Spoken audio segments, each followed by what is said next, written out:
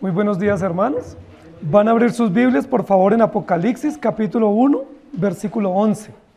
Y nos disponemos para nuestro segundo estudio de introducción sobre el libro de Apocalipsis. Estamos en un gran reto que hemos emprendido, que es estudiar de manera expositiva el libro de Apocalipsis. Y decíamos la semana pasada que es un libro un tanto desafiante, con muchísimos elementos y aspectos de contenido que no son fáciles de descifrar, pero que aún así es palabra de Dios, sencilla y práctica para nosotros. Queremos adentrarnos en este estudio con muchísima esperanza y expectativa de saber que Dios nos va a hablar, que Apocalipsis es palabra de Dios y que el Señor Jesús nos va a dirigir. Apocalipsis capítulo 1, versículo 11 dice así, que decía: yo soy el alfa y la omega, el principio y el último. Escribe en un libro lo que ves y envíalo a las 7 iglesias que están en Asia: a Éfeso, Esmirna, Pérgamo, Tiatira, Sardis, Filadelfia y Laodicea. El propósito esencial del apóstol Juan al escribir el libro de Apocalipsis es dirigirlo o encaminarlo a 7 iglesias de Asia Menor. Por eso el título que yo le he puesto en esta mañana a nuestra enseñanza es Escribe y envíalo, o escribe y envía. Uno de los desafíos que vamos a encontrar hoy en el estudio de introductorio del libro de Apocalipsis es el desafío para escribir. Hay muchas habilidades básicas que Dios nos ha dado, o habilidades de lectoescritura, que nosotros las hemos descuidado. Nosotros tenemos bastante facilidad aquí en Occidente para hablar. Es una buena facilidad que tenemos. Somos muy prontos y muy prestos para hablar, y a veces hablamos tan rápido que hablamos lo que no debemos hablar. Pero la mayoría de nosotros en Occidente tenemos serias dificultades para escribir. La mayoría de nosotros nos da temor, vergüenza y cansancio escribir. Y cuando intentamos escribir no sabemos qué escribir. Y mucho menos escribir para enviar o para publicar o para comunicar lo que nosotros estamos escribiendo. El énfasis que yo quiero que hagamos hoy en cuanto a la introducción sobre la estructura académica o la estructura literaria o estilística del libro de Apocalipsis es el énfasis para escribir. Nosotros estamos llamados para escribir. Y yo quiero que durante el estudio en esta mañana seamos desafiados sobre una tarea apologética que tenemos, sobre una tarea evangelística que tenemos y sobre una tarea pastoral, y es escribir. Escribir y publicar, escribir y enviar. El apóstol Juan una y otra vez va a recibir el encargo de parte de Dios en los capítulos introductorios del libro de Apocalipsis, y ese encargo es: escribe. Y si quieren lo pueden revisar rápidamente en el capítulo 1 y capítulo 2. Escribe, escribe, escribe lo que te digo, escribe lo que ves, escribe lo que oyes, escribe y envía.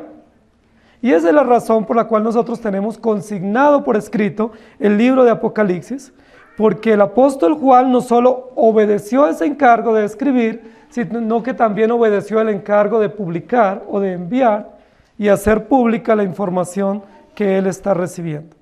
Queridos hermanos, a manera de introducción, el libro de Apocalipsis es una joya literaria. Es una joya literaria en cuanto a lo poético, a lo estilístico, con muchísima simbología y muchísimas frases interesantes, con muchísimas imágenes e ilustraciones que probablemente otros libros de la Escritura no tienen. Si lo comparamos con un libro del Antiguo Testamento, probablemente es similar al libro del profeta Ezequiel o al libro del profeta Daniel, con muchísimas imágenes, con muchísimos símbolos, con muchísimas metáforas. Es interesante la forma como el apóstol Juan escribe. Recordemos que el apóstol Juan, siendo judío, escribe en territorio griego, donde él está exiliado, y escribe en lenguaje griego, usando el arameo y usando el griego para su escritura. Sin embargo, el estilo que usa no es un estilo griego, sino un estilo hebreo para escribir. Porque la mente griega era una mente de pensamiento escrito, abstracto. Sin embargo, la mente judía era una mente de símbolos, de ejemplos, de metáforas, y a ese recurso literario es que usa el apóstol Juan. El apóstol Juan viola notablemente la gramática griega para ceñirse más a una gramática hebrea, llena de información metafórica y simbólica, de imágenes, de recursos literarios, para darnos a conocer su mensaje. El estilo semántico que usa el apóstol Juan es muy rico en información. Es tan rico, tan novedoso, que se ha prestado este libro para mucha tergiversación. Es rico en símbolos del Antiguo Testamento. La mayoría de los libros del Antiguo Testamento son mencionados o recreados por el apóstol Juan en su escrito. La mayoría de los profetas del Antiguo Testamento son mencionados. De hecho, gran parte de la información y de las metáforas o simbología que usa el apóstol Juan es simbología del Antiguo Testamento, que el apóstol Juan la trae y la recrea. Gran parte de los símbolos que usa son símbolos también del Nuevo Testamento. La mayoría de los datos que usa el apóstol Juan del Nuevo Testamento corresponden al libro de los Hechos y corresponden a los libros de los Evangelios y a otras cartas paulinas. ¿Por qué nosotros estudiar el libro de Apocalipsis de manera expositiva? ¿Vale la pena estudiarlo? ¿Cuáles son algunas razones prácticas para nosotros estudiar este libro? Si, como decíamos la semana pasada, es un libro que para muchos infunde terror, o miedo, o angustia. Algunos tienen pesadillas cuando leen Apocalipsis. ¿Por qué estudiar este libro de manera expositiva, si otros ya lo han hecho? En primer lugar, porque este libro nos desafía terriblemente a nosotros vivir el Evangelio. En segundo lugar, porque el libro de Apocalipsis nos ayuda a entender el plan perfecto de la consumación de la redención, cómo ese plan se ha ideado desde la eternidad, se ha dado a conocer en la historia y se consuma plenamente en el libro de Apocalipsis. Otra razón práctica es porque el libro de Apocalipsis nos muestra la victoria plena de Jesucristo sobre todos los enemigos de Dios y de la iglesia. El libro de Apocalipsis nos ayuda a entender el Evangelio en las diversas situaciones de la vida. Es un libro de esperanza, es un libro de consuelo, es un libro de desafío. El libro de Apocalipsis nos ayuda a entender que Jesucristo viene, que es el Cordero inmolado que viene por su iglesia. Nos ayuda a entender que nuestro aquí y nuestro ahora tiene una finalidad eterna, tiene una consumación plena y absoluta en Jesucristo nuestro Señor. Esas son razones prácticas por las cuales nosotros debemos estudiar el libro de Apocalipsis. El Salmo capítulo 18, versículo 2, dice: Jehová, roca mía y castillo mío y mi libertador, Dios mío, fortaleza mía, en él confiaré, mi escudo y la fuerza de mi salvación, mi alto refugio. Una de las metáforas clásicas del apóstol Juan para dar a conocer a Jesucristo es la metáfora de Jesucristo como fundamento, como roca, como cordero, como el grande, como el fuerte, el todopoderoso, que en cualquier circunstancia de la vida, aún en las circunstancias más difíciles, nuestro Señor o nuestro Cordero inmolado es firme y seguro en lo que Él es y en lo que Él hace. Yo quiero que miremos tres aspectos que el apóstol Juan en su libro nos presenta con relación al desafío: escribe y envíalo. El primer aspecto que yo quiero que mencionemos hoy es el estilo del libro de Apocalipsis. ¿Qué estilo tiene este libro? Estamos en la introducción.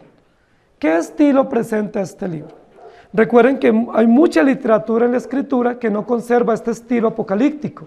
Entonces la mayoría de los libros de la Biblia se escriben en prosa, o se escriben en poesía, o se escriben en profecía, o hay un gran componente legal o judicial en los escritos de la Biblia, u otro componente biográfico o narrativo. Sin embargo, el libro de Apocalipsis no conserva ese estilo. El estilo y el género literario de Apocalipsis es apocalíptico, es decir, una literatura simbólica un poco oculta para el común de la gente, pero clara y contundente para los receptores directos de la carta. Tres aspectos son importantes en el estilo del libro de Apocalipsis. El primer aspecto importante en el estilo es la repetición. Esa es una palabra importante para nosotros, importante en el estilo literario de este libro, y es la repetición. El libro de Apocalipsis usa un principio, y es el principio pedagógico de la repetición. Los pedagogos antiguos dicen lo siguiente: el principio del aprendizaje se fundamenta en la repetición. Entre más se repita algo, es más posible que se fije en la mente y en la conciencia del receptor y que lo pueda poner en práctica. Parece ser que el apóstol Juan recurre a ese principio por varias razones. Uno, para enfatizar las verdades que nos está diciendo. Otro, para llamar poderosamente la atención sobre lo que él quiere decir, y también para hacer claridad sobre su mensaje. La repetición es una tarea importante de Dios.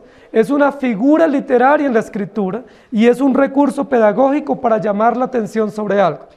¿Recuerdan algunos textos de la Escritura donde Dios nos usa la repetición? Por ejemplo, Marta, Marta. O de cierto os digo. O el que lee y el que atiende. ¿Sí? La repetición es un principio pedagógico de instrucción. Es un principio básico. Es un principio supremamente sencillo. Es una técnica. Pero es una técnica que Dios usa de manera pedagógica para enfatizar su mensaje y para llamar la atención. El apóstol Pablo en sus cartas dice: para mí no me es molesto deciros las mismas cosas, y para vosotros es seguro. Recordemos que hay muchas partes en la Escritura que se repiten, y algunos de la crítica moderna dicen: debiera haberse aprovechado esas páginas para escribir cosas nuevas y no para repetir lo mismo. ¿Por qué tenemos 4 versiones de los evangelios y no solamente una versión? Porque Dios se complace en repetir. Y en repetir, y al repetir enfatiza o hace hincapié o llama la atención o pone de relieve de manera interesante las verdades que nos quiere enseñar. Yo quiero que recordemos algunos de esos ejemplos de repetición en la Escritura. Éxodo capítulo 3, versículo 4 es uno de ellos. Viendo Jehová que él iba a ver, lo llamó Dios de en medio de la zarza y dijo: Moisés, Moisés. Y él respondió: heme aquí. Un ejemplo de repetición. Es un ejemplo pedagógico. Otro texto interesante, Lucas capítulo 22, versículo 31. Dijo también el Señor: Simón, Simón, he aquí que Satanás os ha pedido para zarandearos como a trigo. Simón, Simón. ¿Por qué no es suficiente solamente con una mención al nombre? ¿Y por qué Dios recurre a repetir el nombre? ¿Qué intención tiene Dios como maestro, o como pedagogo, o como Dios? Llamar la atención. Captar nuestra atención de tal manera que nosotros nos enfoquemos en lo que Él quiere decir. Hechos capítulo 9, versículo 4. Y cayendo en tierra, oyó una voz que le decía: Saulo, Saulo, ¿por qué me persigues? Lo que estamos diciendo es que el principio de la repetición o la técnica pedagógica, estilística de la repetición no es propia del apóstol Juan. Es propia del carácter de Dios. Que Dios soberana y sabiamente nos enfatiza una y otra vez su verdad y llama la atención nuestra para que nosotros atendamos. Ahora, ¿qué refleja la repetición en el caso de los ejemplos que hemos dado de los nombres? Refleja que nosotros somos dispersos, que nosotros con facilidad perdemos la atención, que nosotros con facilidad nos distraemos y no atendemos. Y Dios nos tiene que llamar la atención repitiendo nuestro nombre y haciendo uso de esta técnica pedagógica para que nosotros entendamos su palabra. Otro ejemplo interesante con relación a la repetición es el ejemplo de José cuando está en Egipto y cuando interpreta los sueños del faraón. Recuerda que el faraón tuvo un sueño, pero que lo soñó 2 veces. Recuerda que cuando José va a interpretar, le dice: el sueño es uno mismo. Que eran las espigas y luego las vacas. Le dice: el sueño es uno mismo. Y el hecho de que lo haya tenido en 2 oportunidades, lo que significa es que es veraz. Se va a cumplir, es palabra real y verdadera que viene de parte de Dios. El apóstol Juan en el libro de Apocalipsis va a usar muchísimas repeticiones. Y yo les invito para que nos preparemos en este estudio para escuchar repeticiones. Ahora, si Dios se place en repetir, nosotros nos debemos complacer en escuchar las repeticiones que Dios hace y no cansarnos entendiendo que Dios está satisfecho y feliz en repetirnos su verdad. Apocalipsis capítulo 18, versículo 2, versículo 10, versículo 16 y versículo 19 dice así: y clamó con voz potente diciendo: ha caído la gran Babilonia. Repetición. y se ha hecho habitación de demonios y guarida de todo espíritu inmundo, y albergue de toda ave inmunda y aborrecible, parándose lejos por el temor de su tormento, diciendo: ¡ay, ay de la gran ciudad de Babilonia, la ciudad fuerte! Porque en una hora vino tu juicio, y diciendo: ¡ay, ay de la gran ciudad que estaba vestida de lino fino, de púrpura y de escarlata, y estaba adornada de oro, de piedras preciosas y de perlas, y echaron polvo sobre sus cabezas, y dieron voces llorando, lamentando y diciendo: ¡ay, ay de la gran ciudad, en la cual todos los que tenían naves en el mar se habían enriquecido de sus riquezas, pues en una hora ha sido desolada! ¿Encontraron las repeticiones? Una y otra vez se repite. Ahora, cuando a nosotros nos repiten las cosas, nos incomodamos. Cuando uno le repite, uno dice: sí, ya escuchó, ya me lo dijo, no me diga más. ¿Por qué nos incomodamos cuando nos repiten algo? Porque nosotros percibimos que cuando nos están repitiendo, nos están dando a entender que nosotros somos necios o torpes y que no entendimos. Y no nos gusta que nos repitan. La pregunta es: ¿por qué Dios nos repite? ¿Por qué Dios usa esa técnica en el estilo para escribir su palabra? ¿Por qué usa esa técnica? ¿Por qué? Porque Dios quiere repetirnos y enfatizarnos de tal manera que no tengamos excusa. De tal manera que no digamos: no lo escuché o no se me dijo. Y también porque eso refleja nuestra condición, que rápidamente olvidamos, que rápidamente nos distraemos y pasamos por alto y no tenemos en cuenta lo que Dios nos está diciendo. El primer aspecto importante que hace parte de toda la estructura del libro de Apocalipsis con relación al estilo es la repetición. La repetición, el énfasis reiterado de una y otra verdad para llamar o captar poderosamente nuestra atención. Hay otro aspecto del estilo en el libro de Apocalipsis, además de la repetición, y es el paralelismo. El paralelismo es un aspecto de la escritura judía. Los judíos antiguos especialmente eran muy expertos en el uso del paralelismo. ¿Qué significa el paralelismo? La idea o la reiteración de ideas similares para mostrar un aspecto poético o prosaico en el cual hay paralelismo, es decir, series concatenadas o ideas concatenadas interdependientes que muestran la progresión en algunas ideas o en algunas verdades que se quieren dar. Eso es el paralelismo. El libro de Proverbios es el libro clásico del paralelismo entre los judíos. El libro de los Salmos también es un libro muy amplio en paralelismo hebreo.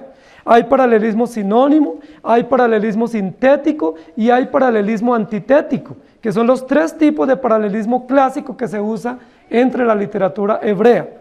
El apóstol Juan va a usar los tres tipos de paralelismos en su carta, pero de manera extraordinaria va a usar paralelismos con múltiplos de 7, que es una cosa extraordinaria en el libro de Apocalipsis. Recuerden que primero comienza hablando de las 7 iglesias, y recuerdan después qué pasa a hablar de los 7 sellos, las 7 trompetas, las 7 copas, y así sucesivamente. Cada serie va ampliando esas mismas verdades usando el estilo de paralelismo hebreo, usando las series que concluyen con una descripción y consumación y amplían la idea o amplían la verdad que se quiere decir. El paralelismo que va a usar el apóstol Juan en el libro de Apocalipsis no es un paralelismo cronológico, porque no es parte del estilo de la escritura hebrea. Él va a usar un paralelismo secuencial, pero no cronológico, es decir, los 7 sellos no son el primer aspecto y luego pasa a un aspecto posterior escatológico, de tal manera que va progresando y avanzando cronológicamente, sino que lo que muestra es un paralelismo secuencial de ideas y de verdades, usando múltiplos de números y mostrando un conjunto de ilustraciones que ayudan a desarrollar las mismas ideas, pero con mayor amplitud y con mayor progresión. ¿Me estoy haciendo entender? El estilo de paralelismo es un estilo que muestra planificación, muestra precisión, muestra diseño, muestra una estructura correcta y precisa, y por eso el apóstol Juan recurre una y otra vez a la técnica de los números. Es muy probable que de todos los libros del Nuevo Testamento, el que más números presenta de manera simbólica, es el libro de Apocalipsis. Hay tantos números, hay múltiplos, hay sumas, hay series de números. ¿Por qué el apóstol Juan usa tanto número? Una, porque es una forma simbólica de escribir. Otra, porque los números hacen parte del paralelismo progresivo secuencial. Y otra, porque los números son parte de las metáforas e ilustraciones que va a usar para enseñar verdades. Porque otra razón para usar los números es porque los números muestran metáforas simbólicas de precisión, de exactitud y de términos cerrados o seguros. Esa es una razón importante. Muchos libros en la Biblia usan cantidad de metáforas, pero no tan precisas o tan cerradas o tan exactas como cuando se usan números. Cuando nosotros usamos números sabemos que estamos hablando de exactitud, de precisión, de números exactos. ¿Y eso qué tiene que ver? Con el carácter de nuestro Dios. El libro de Apocalipsis recurre en su paralelismo a los múltiplos o a los números como parte de su desarrollo de ideas secuenciales, pero para mostrarnos que esas ilustraciones reflejan el carácter preciso, exacto, fidedigno de Dios para su pueblo. Esa es una razón por el uso de los números. Los números nos muestran exactitud. Dios es un Dios exacto. ¿Recuerdan cuando Dios da las medidas para el arca? ¿O las medidas para el tabernáculo? ¿O las medidas para la construcción del templo? ¿Qué característica tienen esos diseños y esas medidas? Exactitud, precisión. La Biblia no dice que Dios le dijo a Moisés o que le dijo a David o a Salomón, haga un templo como usted quiera. Yo te doy capacidad para que tú lo diseñes de acuerdo al ingenio de tu corazón. La Biblia dice que Dios le dio medidas exactas, colores exactos, tamaños precisos, y eso nos muestra el carácter de nuestro Dios. El libro de Apocalipsis usa el paralelismo, pero el paralelismo de la exactitud. Ideas exactas, ideas precisas que honran el carácter de nuestro Dios y que nos muestran que su palabra es fiel y que la estructura del libro de Apocalipsis es precisa y que tiene un propósito extraordinario. Otra característica del estilo del libro de Apocalipsis es el uso de nombres. Llevamos 3 aspectos del estilo del libro de Apocalipsis: la repetición, el paralelismo y el uso de los nombres. Hay muchos nombres que se van a usar en Apocalipsis. Generalmente los nombres que se usan son nombres del Antiguo Testamento. Y generalmente el uso de los nombres se usan para mostrar contrastes y para mostrar ejemplos. Un ejemplo de nombres es Antipas. Antipas en la Biblia, en Apocalipsis, se usa para hablar de un ejemplo de fidelidad. Antipas representa fidelidad en Apocalipsis. Balaán representa engaño en el libro de Apocalipsis. Y Jezabel, que son nombres conocidos, representa seducción. Y así sucesivamente hay muchos nombres que se usan del Antiguo Testamento para dar representaciones del carácter, no solo de esos hombres, sino del carácter que esos nombres representan para el primer siglo en el cual se escribe. Es decir, que hay muchos Antipas en cualquier época de la historia, es decir, hombres fieles que Dios guarda, pero que por su parte también hay muchos Balaanes en cualquier época de la historia, es decir, hombres engañosos, y que hay muchos o muchas Jezabeles, es decir, mujeres o sistemas engañosos y seductores. El libro de Apocalipsis es experto en nombres. Va a usar un nombre común para referirse a Jesucristo.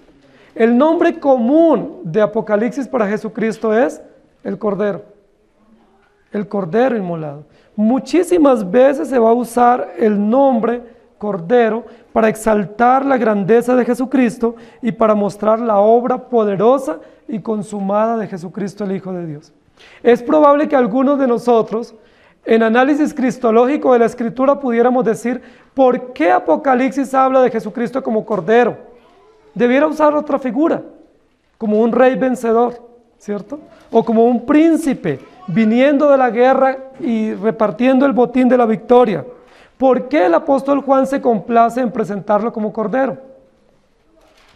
Porque ese rey vencedor, para ser vencedor en la historia de la consumación, primero fue un Cordero inmolado. No pudo ser vencedor, no puede venir como rey vencedor si antes no viene como Cordero inmolado a entregarse en el altar del sacrificio.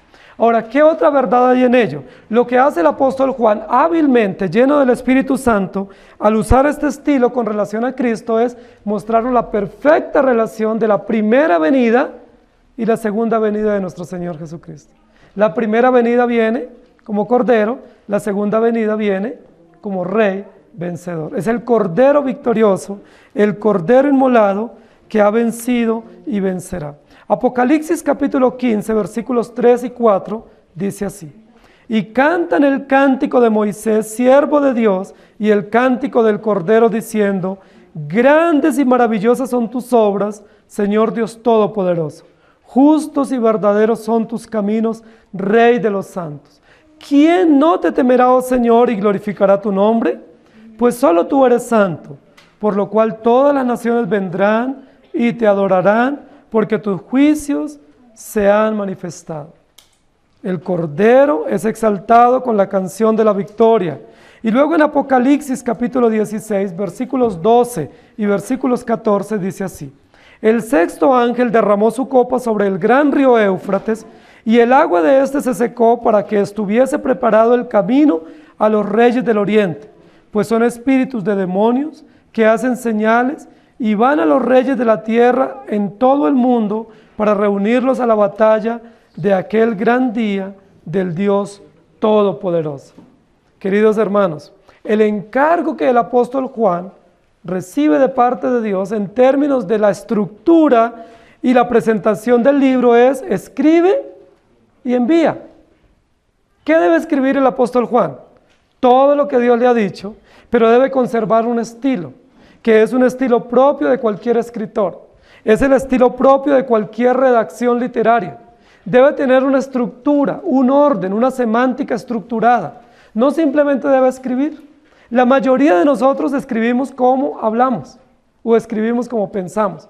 Y por eso cuando escribimos y leemos lo que escribimos, ni nosotros mismos nos entendemos. Muchos de nosotros escribimos y cuando leemos dice: ¿yo qué fue lo que escribí? No entiendo. ¿Por qué? Porque no tiene una estructura, porque no tiene un diseño, porque no tiene un estilo propio, porque no tiene un orden cronológico y lógico o un orden secuencial de ideas. ¿Qué es lo que hace el apóstol Juan? Escribir. Pero él va a escribir no para sí mismo, sino que va a escribir para enviar. Y cuando uno escribe para enviar, uno tiene que ponerse en el lugar de quien va a leer. Uno tiene que hacer un gran esfuerzo mental y académico para decir: cuando lean lo que yo voy a escribir, ¿será que me voy a dar a entender? ¿Será que si yo estuviera leyendo esto, lo entendería? Y eso implica un orden de ideas, una estructura, un estilo. Y el apóstol Juan, pese a ser un hombre rudo y a ser un hombre sencillo del norte de Israel, va a poder escribir porque tiene la gracia de Dios y porque durante todos estos años Dios lo ha capacitado para escribir con un estilo preciso, con un estilo profundo y con un estilo que puede ser entendido y comprendido. Guarda una estructura lógica de pensamiento y usa ejemplos pedagógicos que son dignos de reconocer. En segundo lugar, yo quiero que nosotros mencionemos algunos de los métodos académicos que muchos teólogos y muchos biblistas han identificado para estudiar el libro de Apocalipsis, y que nosotros miremos cuál método se identifica más al estudio que nosotros queremos desarrollar. Y yo voy a mencionar 4 métodos históricos que se han usado para el libro de Apocalipsis y cuál es el método que nosotros consideramos que debemos tener en cuenta para este estudio. Los 4 métodos son el preterista, el historicista, el futurista y el idealista. Esos son los 4 métodos clásicos que a lo largo de los tiempos, de estos 2000 años, la Iglesia ha tenido para aproximarse al estudio de Apocalipsis, al estudio del Apocalipsis. 4 métodos. Y dependiendo del método o del enfoque que nosotros tengamos, de ahí va a depender las conclusiones o las aplicaciones que podamos sacar. Vamos a desarrollar un poco en qué consiste cada uno de estos métodos históricos o hermenéuticos que muchos han desarrollado para poder estudiar el libro de Apocalipsis. El primer método que yo quiero que mencionemos es el método preterista, o el estilo preterista, o el enfoque preterista. Este enfoque dice lo siguiente: el enfoque preterista dice: todos los hechos del libro de Apocalipsis, narrados o pertenecientes al primer siglo de la era cristiana, pertenecen al pasado y ya todos tuvieron cumplimiento. Preterismo o preterista significa del pasado o pasado, es decir, todo ha sido cumplido. El método preterista lo que dice es, todo ya se cumplió, y lo único que nosotros podemos hacer con el libro de Apocalipsis es leerlo como una joya literaria de eventos pasados, cumplidos, y no tiene nada que ver para la iglesia contemporánea hoy. El método preterista lo que dice es, el libro de Apocalipsis sí pudo ser inspirado. Es probable que sí. Hay dos alas del preterismo, una de derecha y otra de izquierda. El ala de derecha dice, Apocalipsis sí es inspirado, sí es palabra de Dios, pero es palabra de Dios que ya se cumplió, que no tiene ninguna pertinencia, ni ninguna aplicabilidad, ni ninguna incidencia para la iglesia contemporánea. Es decir, para nosotros solo nos serviría como un referente eminentemente histórico de hechos que acontecieron en el Imperio Romano para la iglesia del primer siglo, y básicamente en el año 70 se cumplieron absolutamente todos. La otra ala del preterismo, que es la ala de izquierda, dice lo siguiente: el libro de Apocalipsis se puede equiparar a cualquier libro apócrifo del Nuevo o del Antiguo Testamento. Es decir, no es un libro inspirado, es una literatura bien elaborada que muestra hechos históricos cumplidos en el primer siglo, pero que en ningún momento es inspirado y que sencillamente es un referente literario o histórico de un pueblo o de una nación. ¿Nos identificamos con ese modelo de interpretación? Por supuesto que no. Porque nosotros creemos en un principio de la Escritura, y es que toda es útil, vigente y pertinente para la iglesia de todos los tiempos. Entonces el preterismo, que es un modelo de hechos pasados, no es un modelo o un enfoque que se acomode a lo que realmente queremos entender sobre la Escritura. El segundo método o enfoque que se ha usado es el enfoque historicista. Es decir, el libro de Apocalipsis, dice este método, este enfoque historicista, es un resumen conciso o detallado o preciso del desarrollo de la iglesia desde el Pentecostés hasta la consumación. Es decir, el método de Apocalipsis solo se puede identificar en cuanto nos da datos precisos, nos da hechos históricos o nos da verdades de eventos que tendrán que desarrollarse desde la iglesia de Pentecostés en el año 30 o 35 después de Cristo hasta la consumación de todos los tiempos. El método historicista se enfoca o se ocupa de calcular el futuro, de calcular la época, la historia, de interpretar de manera fantasiosa, cómica y muchas veces engañosa la historia solamente sobre la base del libro de Apocalipsis. Son las personas que toman el libro de Apocalipsis para hacer cálculos. Cálculos sobre la venida del Señor, cálculos sobre el desarrollo de la iglesia, que usan estos datos numéricos para aproximarse de manera hermenéutica equivocada para establecer solamente datos históricos sobre el cumplimiento de los equivalentes de la Escritura al momento de hoy. Es un método que ve la Biblia o ve específicamente el libro de Apocalipsis simplemente como un tratado histórico, como un tratado no inspirado fidedigno, sino como un libro al cual podemos recurrir para sacar cálculos y para tener datos de la historia y del cumplimiento final de los eventos. Otro método que nosotros encontramos histórico es el método futurista, que ese método es bastante conocido por nosotros. Es decir, es lo opuesto al preterismo. El preterismo dice, Apocalipsis ya fue cumplido, ¿y qué dice el futurista? Apocalipsis está todo por cumplirse. ¿Sí? No tiene ninguna incidencia para la iglesia de todos los tiempos, sino que tiene solo incidencia en el sentido final o escatológico. Es decir, se centra en el futuro, se centra en el regreso únicamente del Señor en términos literales, y no tiene ninguna enseñanza práctica o aplicable o pertinente para la iglesia contemporánea. Es lo opuesto al preterismo. Futurismo es, todo está por cumplirse. Todo Apocalipsis habla de escatología, de eventos que algún día llegarán, pero no tiene enseñanza vigente para nosotros hoy. El último método que yo quiero mencionar que se conoce o lo han llamado algunos teólogos el método idealista de interpretación del Apocalipsis, es el método que dice que el libro de Apocalipsis es el libro que establece principios generales, principios de enseñanza y principios de vida para la iglesia de todos los tiempos.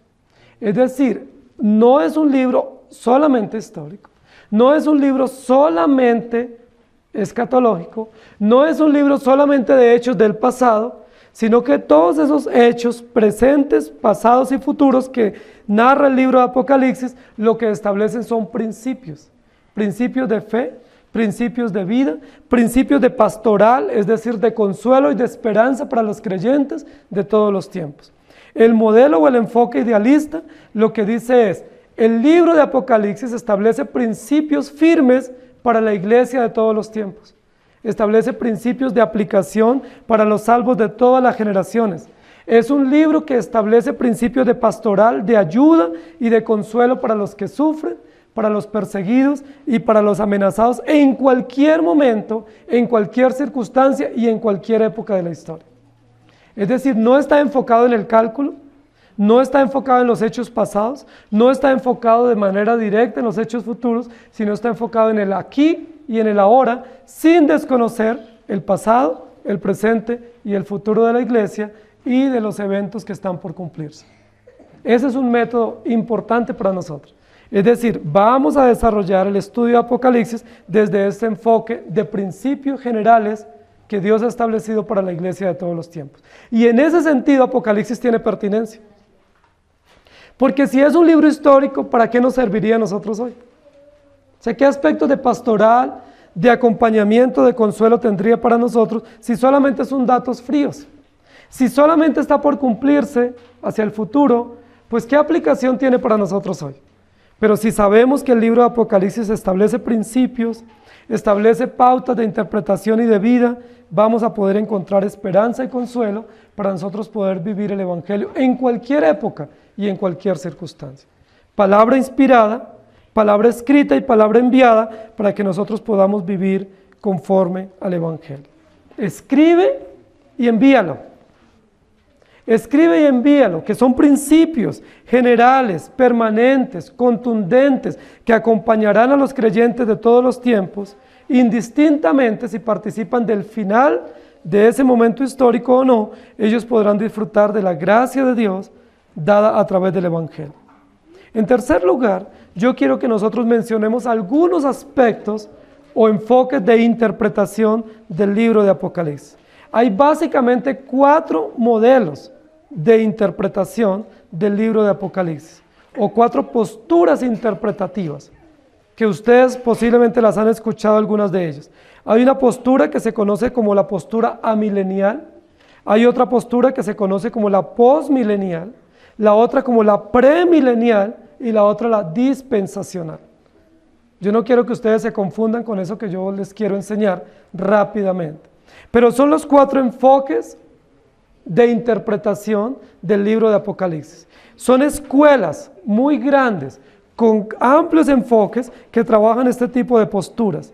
La mayoría de las posturas, postmilenial, premilenial y dispensacional, se basan en datos precisos, un poco de cálculo y de técnica con relación a una enseñanza que la Biblia va a dar en Apocalipsis y es la enseñanza del milenio. ¿Recuerdan que en Apocalipsis 20 habla del milenio? Esa enseñanza del milenio la han tomado estos 3 enfoques, postmilenial, premilenial y dispensacional, para hablar de tiempos precisos, de datos precisos con relación a la venida del Señor, con relación al desarrollo de la iglesia y con relación al cumplimiento de todos los tiempos. Es muy interesante que la mayoría de los intérpretes del libro de Apocalipsis dicen que en Apocalipsis los números son simbólicos. Es decir, que las 7 iglesias no son 7 iglesias, sino que es el mensaje de Dios para 7 iglesias que representan la iglesia universal o la iglesia de todos los tiempos, que los datos de los 24,000 o los 12,000 realmente no están, o los 144,000, no hablan de un número específico en ese sentido, sino que es un número simbólico para hablar de los creyentes de todos los tiempos o los salvos de todos los tiempos, que cuando habla de las 10 cabezas o los dragones o otros números simbólicos, que realmente se refiere a datos metafóricos para representar verdades detrás de esos símbolos o detrás de esos números. Sin embargo, estos mismos intérpretes que abanderan la simbología de los números en Apocalipsis, cuando llegan al capítulo 20, con relación al milenio, ¿sabe qué dicen? Que el número 1000 o el término milenio en Apocalipsis es literal. Y eso desde ya reviste una contradicción hermenéutica e interpretativa. Porque si de todos los números en Apocalipsis, todos son simbólicos, pero 1000 es literal, ahí hay una contradicción hermenéutica. Es decir, no tiene afinidad en la interpretación, o todo es simbólico o todo es literal, ¿estamos de acuerdo? O todos los números en Apocalipsis son símbolos que enseñan verdades y principios, o todos son literales. ¿Por cuál nos vamos? Los premilenialistas, los postmilenialistas y los dispensacionalistas dicen todo es simbólico, pero el milenio es literal. Y esa ha sido la mayor discusión con relación al término o al estudio y a la interpretación de Apocalipsis. Porque la mayoría de los que creen estos movimientos establecen fechas y cálculos con relación al reinado de Cristo, con relación a que Satanás será atado, con relación a la venida del Señor. Algunos establecen 2 y 3 venidas del Señor Jesucristo para juzgar. Algunos establecen 2 resurrecciones, y no solamente una resurrección, basados en este tipo de cálculos que no son precisos y que son más bien especulativos, usando un estilo literal y no interpretativo de principios, sino literalista. Es interesante que eso ha hecho desviar a la mayoría de la iglesia. La mayoría de los creyentes se han desviado porque han tomado este tipo de posturas, o antes del milenio, o durante el milenio, o después del milenio. Y han hecho una serie series de subdivisiones con relación a los eventos escatológicos del libro de Apocalipsis. Ellos dicen que la iglesia va a reinar, pero no tienen precisión si va a reinar antes de esos 1000 años, o si va a reinar durante esos 1000 años, o si va a reinar después de esos 1000 años. Yo sé que ustedes han leído sobre eso, y si algunos no han leído, lo vamos a ir estudiando después con mayor precisión. Yo solo quiero mencionar hoy este tipo de posturas que están basadas en números, en cálculos y en una serie de interpretaciones literales que no corresponden al estilo hermenéutico con el cual se debe interpretar el libro de Apocalipsis. El libro de Apocalipsis no se puede entender de manera literal, por lo menos a partir del capítulo 4 hasta el capítulo 22. Tiene que ser interpretado de manera simbólica, identificando principios generales, de manera metafórica, entendiendo el estilo literario apocalíptico y no literal, como lo interpretan muchos de estos movimientos. Entonces, en ese sentido, hay una postura que ha tomado fuerza entre los movimientos reformados o los movimientos que interpretan la Biblia a la luz de las doctrinas de la gracia. La mayoría de los intérpretes que analizan las doctrinas de la gracia y que abrazan el sistema de las doctrinas de salvación por gracia, no van a aceptar ni la postura postmilenial, ni premilenial, y mucho menos la dispensacional, sino que van a abrazar la postura amilenial. La postura amilenial tiene básicamente estos insumos. Cree en el regreso del Señor Jesucristo. Cree firmemente que la consumación de los eventos finales de la historia de la redención se cerrará cuando Jesucristo aparezca en las nubes y venga por su iglesia. Y que en un abrir y cerrar de ojos se darán una sucesión de eventos que tiene que ver con la venida de Cristo, con la resurrección de los muertos, con la glorificación de los redimidos, con el establecimiento del juicio de Dios y con el veredicto final que se sellará con las bodas del Cordero, que son una sucesión de eventos no diferenciados por periodos largos de tiempo, sino que será una sucesión de eventos finales que consumarán la historia de la redención. El movimiento o el enfoque de interpretación amilenial establece que el milenio sí es real, pero que es real de manera simbólica, como son todos los números en Apocalipsis. Hace honor a un estilo hermenéutico. Si todos los números son de interpretación simbólica, el número 1000 se tiene que entender de manera simbólica, en primer lugar. En segundo lugar, el número 1000 o la enseñanza del milenio solo aparece en Apocalipsis 20. Y como solo aparece en Apocalipsis 20, no podemos establecer una doctrina central o principal en el desarrollo de la historia de la redención. Porque para que sea una doctrina central tiene que tener presencia en diversos lugares de la Escritura, desde el Antiguo y el Nuevo Testamento. ¿Estamos de acuerdo?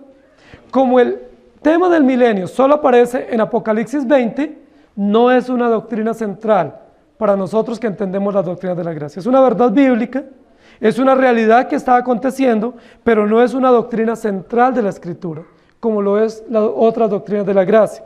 Y en segundo lugar, el enfoque amilenial de interpretación lo que dice es que el milenio es el periodo o el intervalo entre la primera venida del Señor y la segunda venida. Que el milenio sí existe, pero que estamos en el milenio. Que la iglesia verdadera está en el milenio. Satanás ha sido derrotado en la cruz, fue derrotado en la primera venida de Jesucristo. Jesucristo lo exhibió públicamente triunfando sobre él en la cruz. Satanás está gobernado por Jesucristo y derrotado, y la iglesia está triunfante, y somos más que vencedores en Cristo Jesús. La iglesia ya está disfrutando la victoria de Cristo. Por lo tanto, es más que victoriosa la iglesia en este periodo de la primera y la segunda venida del Señor. Por eso les mencionaba hace un rato que la figura que usa el apóstol Juan para referirse a Cristo como Cordero, pero como Cordero vencedor, lo que hace es mostrarnos los dos eventos de Cristo, de su primera venida y su segunda venida, y la iglesia triunfante en ese periodo. El movimiento milenial insiste en que Jesucristo ya reina, no va a reinar. Y eso es una doctrina supremamente importante de toda la Escritura, pero también de Apocalipsis. Jesucristo no va a reinar, Él ya reina, Él es Rey vencedor y victorioso. ¿Desde cuándo reina Jesucristo?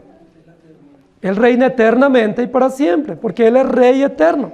Pero ¿desde cuándo Él reina oficialmente en su pueblo?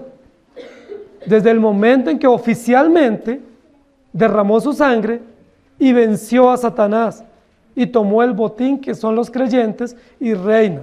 El libro de Mateo, el Evangelio de Mateo, hace mucho énfasis en el reino de Dios. Dice, el reino de Dios o el reino de los cielos es semejante a... Y enfatiza una y otra vez que el reino de los cielos ya está entre nosotros. El libro de Mateo dice, el reino de los cielos está entre nosotros. Yo les pregunto, ¿ustedes ya triunfan con Jesucristo? ¿La iglesia victoriosa está aguardando reinar con Cristo o ya está reinando con Jesucristo?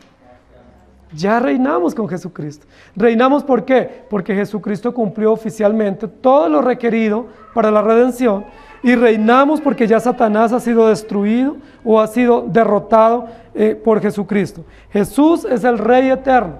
Él estableció su reino y Él ya está entronado. Ya está sentado en el trono como Rey victorioso y su iglesia triunfa por los siglos de los siglos. El libro de Apocalipsis establece a la iglesia triunfante por Jesucristo. Por eso el modelo de interpretación o el enfoque interpretativo más adecuado a las doctrinas de la gracia y al carácter de Jesucristo como Rey es el sistema o el enfoque amilenial. Es decir, el milenio sí existe, pero es simbólico, es un periodo definido de tiempo, definido entre la primera y la segunda venida del Señor. Apocalipsis capítulo 2, versículo 27 dice, y las regirá con vara de hierro, y serán quebrados como vaso de alfarero, como yo también la he recibido de mi Padre. Y luego en Apocalipsis capítulo 12, versículo 5 dice así, y ella dio a luz un hijo varón, que regirá con vara de hierro a todas las naciones, y su hijo fue arrebatado para Dios y para su trono. Y luego en Romanos 8, 20 y 21 dice así, porque la creación fue sujetada a vanidad, no por su propia voluntad, sino por causa del que la sujetó en esperanza, porque también la creación misma será libertada de la esclavitud de corrupción a la libertad gloriosa de los hijos de Dios. Queridos hermanos, nosotros como creyentes no estamos esperando reinar con Jesucristo, nosotros ya reinamos. Esa es una verdad eterna del Evangelio. Nosotros como creyentes ya reinamos porque Jesucristo nos constituyó para sí mismo reyes y sacerdotes para Él. Ahora, no reinamos en plenitud en este momento. ¿Cuál es la razón por la cual la iglesia no reina en plenitud? No es porque la obra de Cristo no haya sido completa, sino porque todavía la iglesia está militando. Y mientras la iglesia es militante, en ese paréntesis de la historia, nuestro reinado no es pleno y absoluto. Cuando nosotros pasemos ese momento y estemos en las bodas del Cordero, dice la Biblia que reinaremos plena y absoluta y eternamente con Jesucristo por todos los tiempos. Mateo capítulo 24, versículo 23 dice así: y recorrió Jesús toda Galilea, enseñando en las sinagogas de ellos y predicando el evangelio del reino y sanando toda enfermedad y toda dolencia en el pueblo. Y luego en Mateo 28, versículo 18 dice así: y Jesús se acercó y les habló diciendo: toda potestad me es dada en el cielo y en la tierra. ¿Jesucristo reina? Por supuesto que sí. Él es rey vencedor, pero su reino será pleno en medio de su iglesia cuando Él venga y consuma toda la historia de la redención. Y luego en Apocalipsis capítulo 20, versículo 4 dice así: y vi tronos, y se sentaron sobre ellos los que recibieron facultad de juzgar, y vi las almas de los decapitados por causa del testimonio de Jesús y por la palabra de Dios, los que no habían adorado a la bestia ni a su imagen, y que no recibieron la marca en sus frentes ni en sus manos, y vinieron y reinaron con Cristo 1000 años. ¿Estamos reinando con Cristo? Claro que sí, ustedes y yo ya reinamos con Cristo. Esa es una noticia extraordinaria, esa es la aplicación práctica del Evangelio. No estamos esperando a reinar, nuestro reinado no es a futuro, el reinado nuestro es presente, es vigente, y por eso somos más que vencedores. Si nuestro reinado fuera a futuro, somos dignos de lástima, porque no tendríamos ningún sentido para vivir hoy, ningún significado para el ya y para el ahora. Pero nuestro reinado es ya con Cristo. Por eso Dios le dice al apóstol Juan: escribe y envía esas noticias. Y nosotros debemos escribir y compartir y deleitarnos en esas noticias. Jesucristo reina y nosotros somos más que vencedores con Él. Las poesías del libro de Apocalipsis lo que nos reflejan es el carácter de Dios, el carácter extraordinario de Dios como vencedor, como victorioso. Es el libro que nos enseña que Jesucristo reina y que nosotros reinamos con Él. Nos muestra que Jesucristo es el Señor de la historia y que no hay ningún detalle de la historia, por mínimo que sea, que no esté controlado, gobernado y dirigido soberana y providencialmente por nuestro Dios. El libro de Apocalipsis nos muestra que Dios es soberano, que Dios tiene perfecto control de todos los detalles de nuestra vida, que cada detalle, por doloroso o incomprensible que sea, por mínimo o mayúsculo que sea, está gobernado por nuestro Señor. ¿No les da eso esperanza, queridos hermanos? Nosotros muchas veces vemos las circunstancias como adversas. Nosotros muchas veces vemos las circunstancias como nefastas y no sabemos qué hacer. Y muchas veces nos quejamos o nos abatimos ante las circunstancias. Pero olvidamos que Dios es el Señor de la historia, que el Espíritu Santo está en control de los creyentes, que los creyentes están gobernados por Dios y que sea cual sea la circunstancia que nosotros podamos vivir, somos más que vencedores en Cristo. Y la iglesia está de victoria en victoria porque el retorno de Cristo se aproxima y la súplica ferviente de todo creyente y de la iglesia en conjunto es: ven, Señor Jesús, ven que te estamos aguardando. Inclinen su rostro, por favor. Amado Señor, te damos gracias por darnos tu palabra. Y te damos gracias por darnos tu palabra tan lógica, con estilos precisos y académicos que podemos entenderla y estudiarla. Te damos gracias porque tu palabra es fácil de entender, es conspicua y es perspicua, es decir, clara y sencilla y entendible y aplicable. Y te damos gracias porque esos son aspectos de tu carácter que se nos revelan en las líneas escritas. Gracias porque a pesar de que tu palabra es escrita para que sea precisa y no pueda ser cambiada ni alterada, tu palabra es viva y eficaz. Tu palabra no es letra muerta. Como muchos dicen, la letra mata, mas el Espíritu vivifica. Pero tu palabra nos vivifica porque tu palabra no son letras. Tu palabra es tu mismo corazón, es tu mismo carácter, plasmado por escrito, de tal manera que podamos creer tu palabra y vivir por ella. Gracias por darnos la enseñanza del apóstol Juan. Pese a ser un hombre rudo, un hombre sencillo, un hombre de la aldea, de la periferia, sin ningún tipo de influencia política, económica o académica, tú lo usaste con extraordinario poder, con extraordinaria capacidad para que escribiera, y sus escritos fueron inmortalizados porque son inspirados por tu precioso Espíritu Santo. Te damos gracias, porque igual al apóstol Juan puedes levantar entre nosotros hombres y mujeres para ser útiles en tu obra. Porque igual como el apóstol Juan, muchos no consideran que no tenemos ningún valor y realmente no lo tenemos para esta sociedad. Muchos de nosotros venimos de orígenes campesinos, venimos de orígenes muy humildes y sencillos, muchos sin mucho acceso a las universidades y a la academia, sin muchísima estructura académica e intelectual, pero gracias porque aún así, por tu infinita bondad y propósito, has querido llamarnos para tu propósito, nos has enviado para servirte y nos estás capacitando para escribir, para enviar las publicaciones a otros, para que tu nombre sea enaltecido. Te damos gracias, te rogamos que nos capacites por tu Espíritu Santo con la habilidad y el entusiasmo y el encargo de escribir, pero de escribir no para nosotros, sino de escribir para ti, y de escribir para tu gloria, y de compartir los escritos para la edificación de otros y para la extensión de tu reino. Despierta en algunos de nosotros el deseo ferviente de escribir, y de escribir para que tu nombre sea honrado, y para que tu palabra corra y sea glorificada. Te damos muchas gracias en Cristo Jesús. Amén. Que el Señor les bendiga.